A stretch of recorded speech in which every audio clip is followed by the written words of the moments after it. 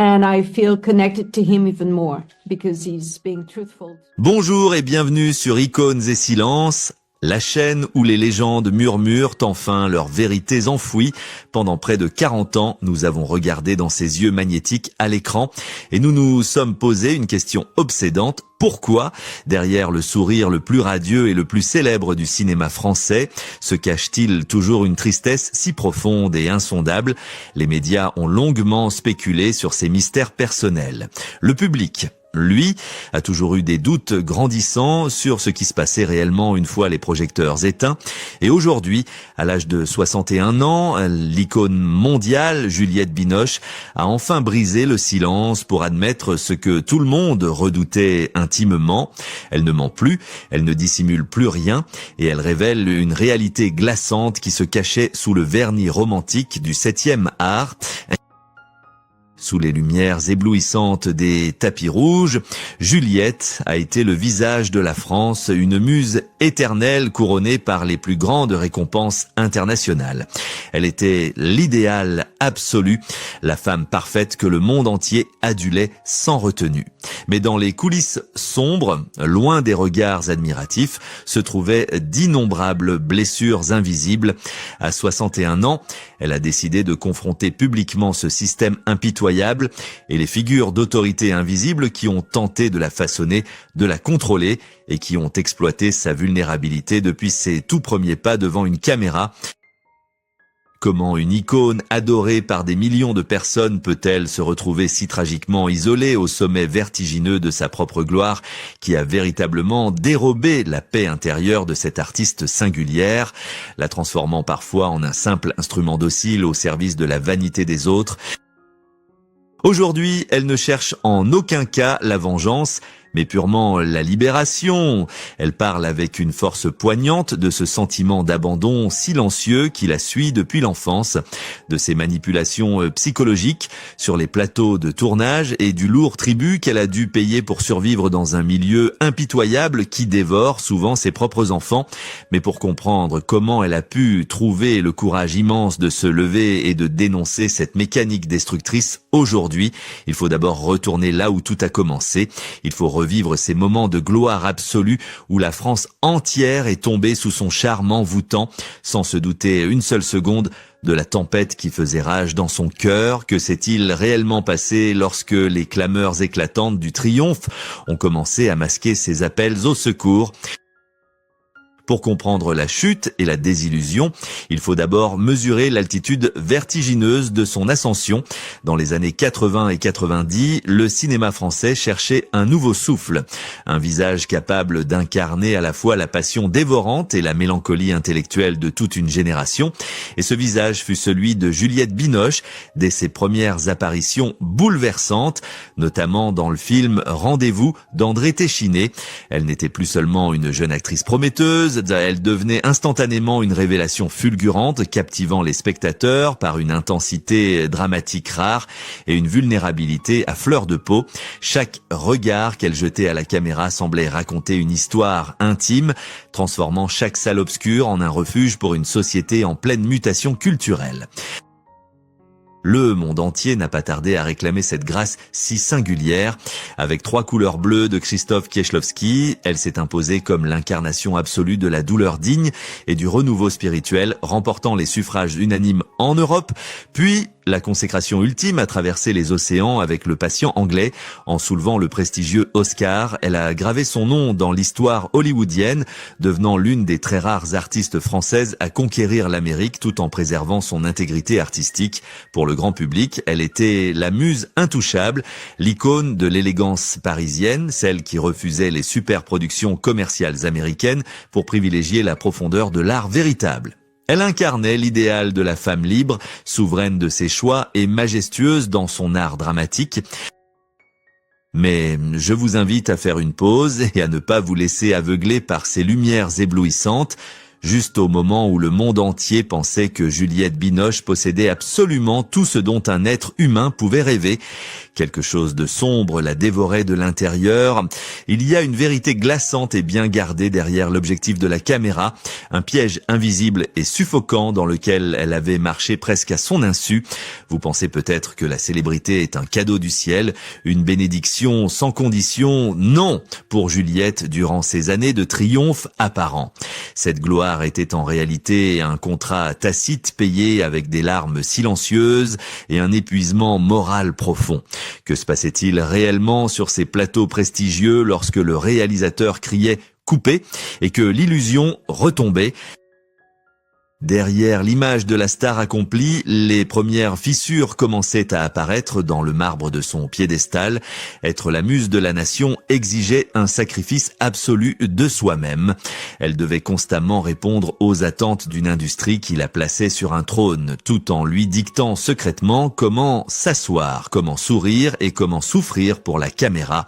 Les ovations du public résonnaient comme une mélodie magnifique, mais dans l'intimité de sa loge, le silence devenait un fardeau insupportable.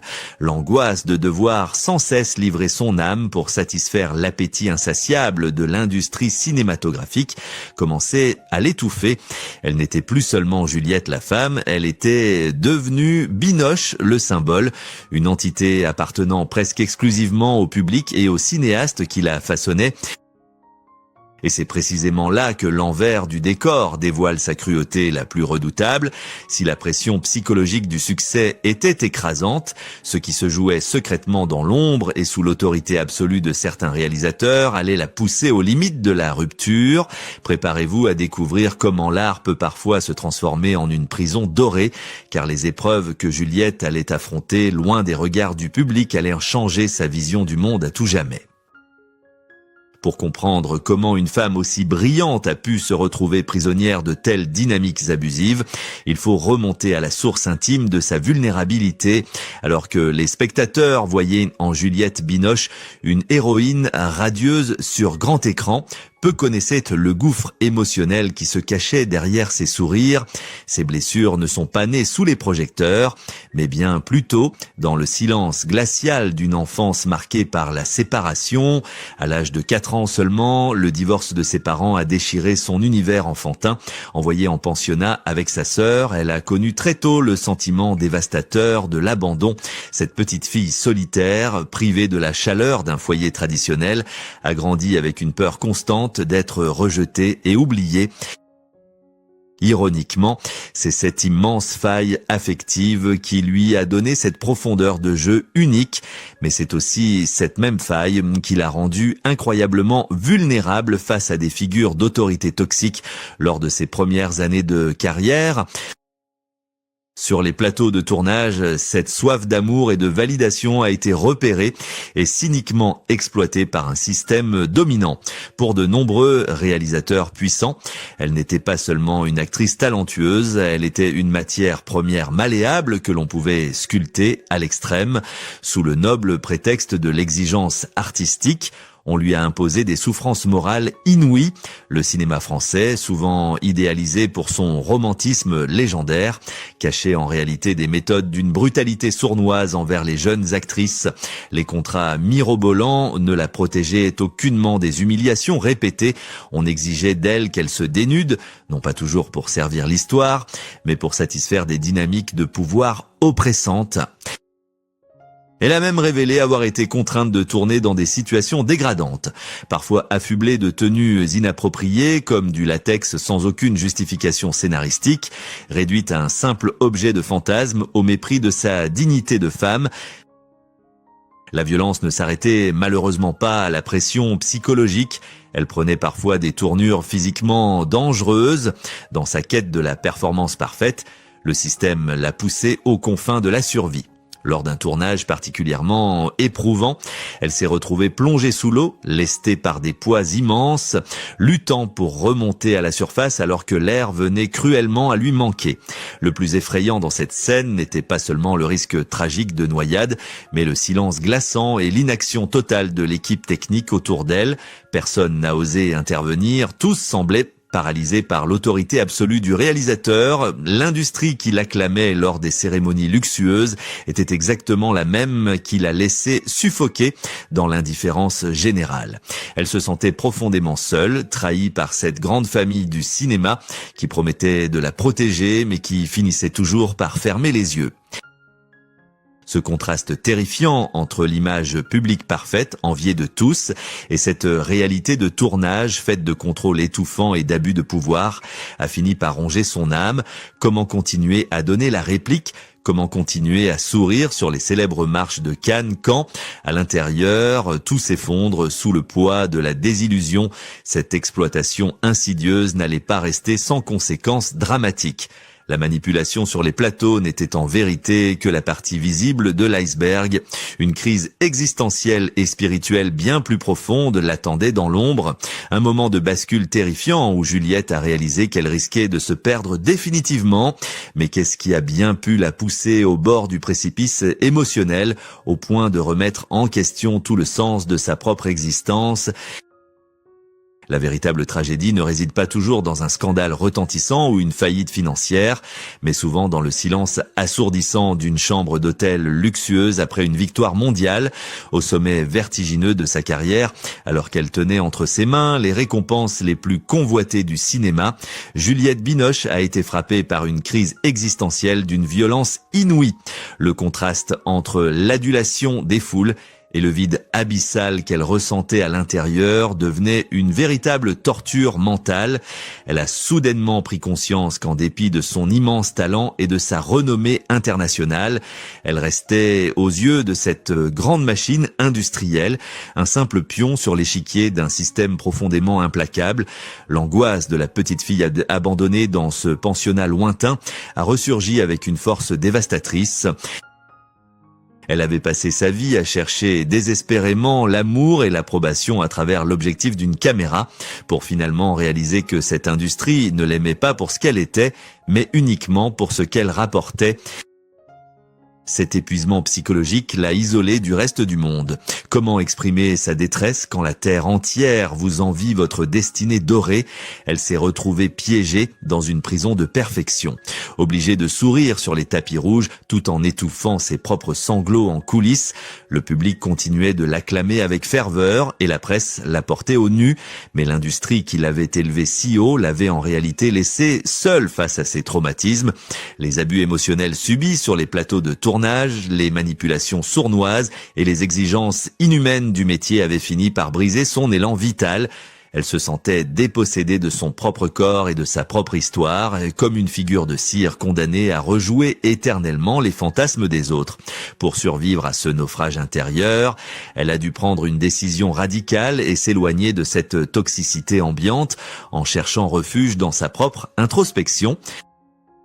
Cependant, la guérison véritable ne pouvait pas passer uniquement par la fuite silencieuse ou la résignation. Les cicatrices invisibles laissées par des décennies de silence forcé réclamaient une justice éclatante. Juliette savait pertinemment qu'elle ne pourrait jamais retrouver la paix si elle continuait à se taire pour protéger un système qui l'avait blessée, alors que beaucoup pensaient qu'elle finirait sa carrière dans la sérénité d'une icône intouchable. Un mouvement sismique allait bouleverser la société. À l'aube de la soixantaine, un âge où certains choisissent de se retirer paisiblement, Juliette s'apprêtait à livrer le combat le plus retentissant de son existence. Êtes-vous prêt à découvrir comment elle a transformé sa douleur silencieuse en une arme redoutable et comment elle a fait trembler les fondations mêmes de cette industrie lors de sa prise de parole historique? Il arrive un moment dans la vie où le poids du silence devient infiniment plus lourd à porter que les conséquences de la vérité. Pour Juliette Binoche, ce point de rupture majestueux est survenu au crépuscule de sa soixantaine, à l'heure où tant d'autres auraient préféré préserver précieusement leur tranquillité dorée. Alors que le mouvement de libération de la parole secouait violemment le monde, la France semblait encore emprisonnée dans une forme d'omerta culturelle, protégeant farouchement ses idoles masculines sous le couvert de l'exception culturelle et du génie artistique. Mais Juliette a refusé de continuer à cautionner cette hypocrisie destructrice. En mai 2024, elle a pris une décision qui allait marquer l'histoire de l'industrie cinématographique. Avec une centaine d'autres personnalités courageuses, elle a cosigné une tribune retentissante dans le journal Le Monde, exigeant publiquement la fin de l'impunité et la mise en place d'une loi intégrale contre les violences sexistes. Ce n'était pas un simple acte de solidarité, c'était le cri du cœur d'une femme qui reprenait enfin le contrôle absolu de sa propre narration. Devant les caméras et les commissions d'enquête, elle n'a plus hésité à dénoncer ce système profondément défaillant, sans nécessairement jeter des noms en pâture de manière vindicative. Elle a pointé du doigt les véritables coupables invisibles. Elle a décrit ces réalisateurs tout-puissants qui manipulaient les jeunes actrices, ces producteurs qui fermaient les yeux sur les abus, et cette machine implacable qui transformait des êtres humains vulnérables en simples marchandises jetables. Elle a raconté les scènes humiliantes, les exigences abusives et les pressions intolérables déguisées en directives de mise en scène. Sa voix, autrefois utilisée pour réciter les mots de ces mêmes hommes, résonnait désormais avec une autorité implacable, vibrante d'une colère légitime et d'une dignité retrouvée. La réaction du public et de la sphère médiatique fut immédiate. Le choc initial de voir l'icône suprême érafler publiquement le mythe du cinéma romantique français a rapidement laissé place à une immense vague de respect et de compassion. La petite fille a autrefois abandonné dans un pensionnat et l'actrice terrifiée sur les plateaux de tournage avait définitivement laissé place à une guerrière inébranlable. Et l'industrie qu'elle avait osé défier a dû s'incliner face à sa grandeur. La preuve ultime de cette victoire éclatante s'est manifestée au printemps 2025, lorsqu'elle a été couronnée présidente du jury du prestigieux Festival de Cannes. La femme que l'on avait autrefois traitée comme un instrument docile s'asseyait désormais sur le trône le plus puissant du 7e art, dictant ses propres règles avec une grâce souveraine. Cependant, et cette revanche magnifique n'est pas seulement l'histoire isolée d'une star mondiale qui a su vaincre ses démons pour atteindre le sommet, au-delà des paillettes et des discours poignants. Quelle grande leçon universelle devons-nous retenir de ce combat acharné, et que nous dit réellement cette résurrection sur notre propre capacité à refuser l'inacceptable avant que la lumière ne s'éteigne. L'histoire de Juliette Binoche dépasse de loin le cadre intime d'une simple carrière cinématographique pour devenir un miroir tendu à toute notre société. Son parcours bouleversant nous force à regarder au-delà des sourires de façade et des robes de créateurs pour contempler la réalité brute d'une industrie qui broie souvent ceux qu'elle prétend élever. Et si le monde du divertissement considérait enfin ces artistes comme des êtres humains dotés d'une âme fragile, plutôt que comme de simples produits de consommation interchangeables. Sommes-nous véritablement prêts à écouter ces voix étouffées avant que les projecteurs ne s'éteignent définitivement et que le silence ne devienne irrémédiable? Ce combat majestueux qu'elle a mené avec tant de dignité n'est pas seulement le sien. Il représente secrètement les milliers d'autres acteurs, les enfants stars brisés et les jeunes talents éphémères qui ont été exploités, manipulés, puis oubliés sur le bord de la route impitoyable de la célébrité. En brisant le silence, elle a offert un bouclier protecteur à toute une nouvelle génération d'artistes qui refusent désormais de sacrifier leur intégrité pour une once de reconnaissance. Cette prise de parole historique nous rappelle l'importance vitale de la compassion et le droit fondamental de chaque être humain à être écouté avec respect, comme elle aurait pu le murmurer avec cette sagesse acquise au fil des décennies. Je ne cherche pas le pardon ou la vengeance envers ceux qui m'ont blessé autrefois. Je veux simplement que mon histoire soit racontée avec ma propre voix et qu'elle éclaire le chemin de celles qui me suivront. Le parcours de Juliette Binoche est un rappel solennel et poétique que derrière chaque icône intouchable, il y a une femme qui a dû traverser les ténèbres pour réclamer sa propre lumière. Aujourd'hui sur Icônes et Silence, nous avons choisi de l'écouter attentivement, non pas seulement pour nous souvenir d'une époque révolue, mais pour changer profondément notre regard sur l'avenir. Merci de nous avoir accompagnés dans cette exploration intime et n'oubliez jamais de chercher la vérité derrière les apparences et